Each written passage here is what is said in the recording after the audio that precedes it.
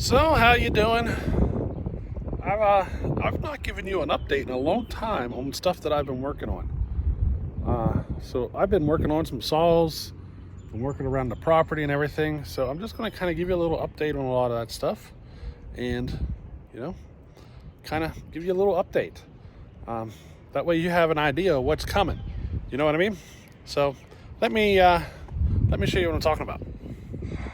So the tractor, everything's working good on it. You can see I put my chain on the back there because I've been dragging some stuff around. But everything has been working out on it. I think I've burnt through the first half a tank of gas already, or diesel. Just doing different things around the property. Getting a little better with it. Hydraulics are a little finicky. There's a very small window where they'll work slowly.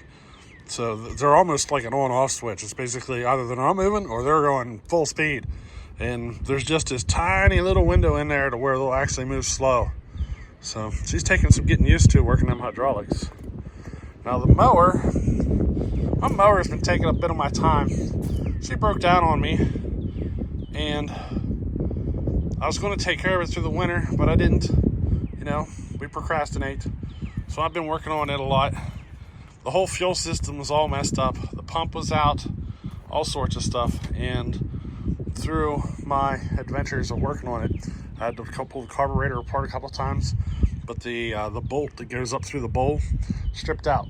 So I just went ahead and ordered a new carburetor. I'm waiting on that to come. Now this up here is one of the tractor projects I was working on. I put that little thing together for the dogs. I kind of graded out that area for the shed, and that's kind of like our dog house. So yeah, I've been kind of working on that, trying to get our dog situation a little better under control, because everything we've had so far is just temporary. It's just we've had so much rain, it's been so muddy. I had a lot of trouble trying to get some of this stuff done, but she's up and she's usable right now. So yeah, we got a bunch of happy dogs. They get to hang out outside, and they're not all caged up in the house or something, you know what I mean? So yeah. So there's our chicken. That's our last chicken. We had 20. That's our last one. It's kind of funny how they disappear when you let them wander around like this, you know what I mean? That's it. Just one chicken left. And she's at that age where she's really producing a lot of eggs. So we're getting probably 10 eggs a week out of her right now. So it ain't bad, Now this is one of my future tractor projects coming up. This used to be the gray water settling area, or whatever you want to call it, for the house. And it got discontinued years and years ago, but it's been kind of sitting here like this. And I'm going to rip all that out, get it all kind of leveled out nice and smooth, and get some grass growing in there, It's kind of an eyesore, and I want to get that cleaned up. One of my future tractor projects. Now, I've been down here working at the firewood pile, just haven't really videoed much. You can see I got some more, splitting done. Splitter's up and running good now. I got more damage though, I keep finding weak links. I'll show you that in a second. But if you remember this pile of wood here that needs split, it was all the way down there where all that stuff is. So, we got all that split up. As you can see, there's not a whole lot left. We're getting there. I'm going to save some of the full length logs for the event, so you can see there isn't a whole lot of cutting left to do. A lot of quartering mostly, just to get her split. Let me show you what I did to the splitter though. It's kind of funny. So this is kind of what happens when your splitter's a little too powerful, I guess you can say. That's the hydraulics. Check this guy out. Can you see it? I got her all bent out of shape up there. Look at that. Look at the I-beam. This just happened today. I think I'm going to try to get the bucket of the tractor in this end, wrap a chain up around it, and hook on in here somewhere. Maybe try to hook it in here somewhere and try to twist it back we'll see if that works. So I think once I'm done doing that, I should probably box the end in to help keep it from wanting to twist around. You know what I mean? But yeah, a little more damage to the splitter. The hydraulics are just so powerful, it'll twist the front end of this thing like a pretzel. And today I took it just a little too far. And yeah, she gave her kind of a more of a permanent bend. Now it's not really affecting me for splitting though. I don't really notice a difference. So, you know, it's still usable. She just needs a little straightening done. Now, as far as saw work is concerned, I'm actually working on like, what, 3 saws right now? Something like that. I got the Craftsman S204. We tried it with the 50, the Husqvarna 50 top end. And the amount of work that went in to get the Husqvarna 50 top end to work was not worth the performance level that the saw was able to achieve. So I ended up stealing that top end off of it for, you know, the 55 that we built. And I did order another top end, but I'm not going to use it. I'm going to put I have another one of those, what would you call it? The Chinese clone, Zenoa clone top ends. I have another one of those that's better than the original one that was on the Craftsman. We're going to go with that one. We're going to get it ported up mildly, I should say.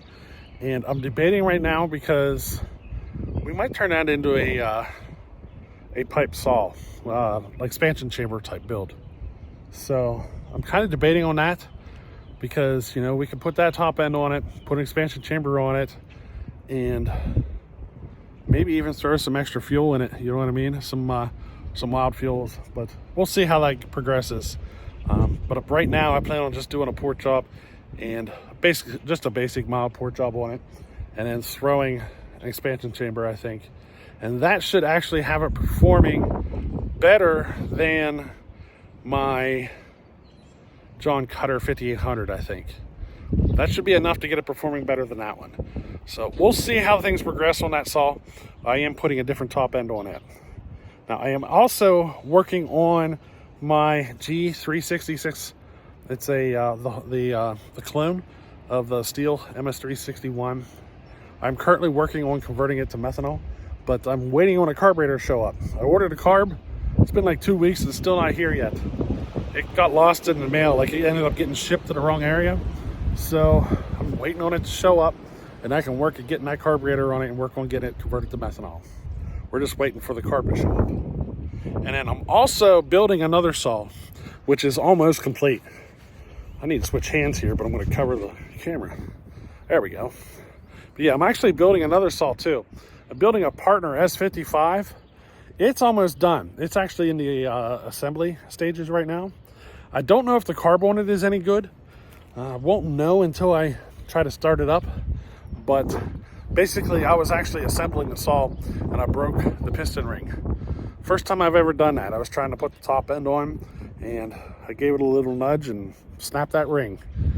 First time I've done it, so I had to order a new ring for it. I think I got a package. I think that's the new ring for that saw. So we're going to take a look here. I might even try to get that top end on tonight and maybe even try to start it up. We'll see. But yeah, the Partner S55 is, you know, we're currently building one and you should be seeing content on it very soon. I just don't know if the carb's any good, if it's going to put fuel, you know, so it might take a little while to get her complete till I figured all that stuff out. Don't even know if it has spark. I think it does. I think, if I remember correctly, we primed it and it popped, I think. So it should have spark, but I can't remember. We'll find out here when we get it assembled. But there's a little update on some things that I've been doing. I am building some saws, just waiting on some parts mostly. And then after I get one of those saws completed, which would be the Partner, probably be the first one, then I'm going to start into one of my other race saws. And I think it's going to be the Poulan, the 48 millimeter Poulan build.